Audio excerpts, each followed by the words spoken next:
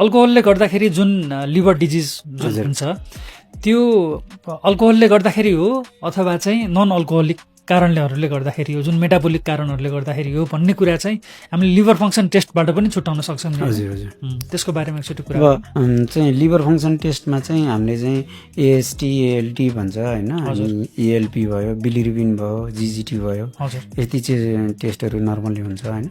अनि त्यसमा चाहिँ अब विशेष गरी चाहिँ तपाईँको फ्याटी लिभरले गर्दा हो भने चाहिँ बिलिरुबिनमा जाने हो भने बिलिरुबिन सुरुमै बढ्दैन, पछि लेट स्टेजमा गएर मात्र बिलिरुबिन बढ्छ फ्याटी लिभरले गर्दा, अरू बिमारीहरूले गर्दा।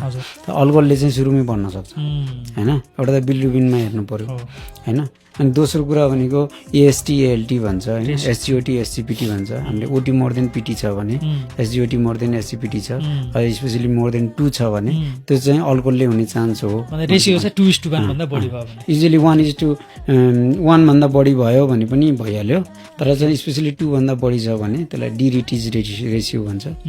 अनि त्यो बढी छ भने चाहिँ अल्कोहल हुने चान्स एकदमै बढी छ भन्ने हो।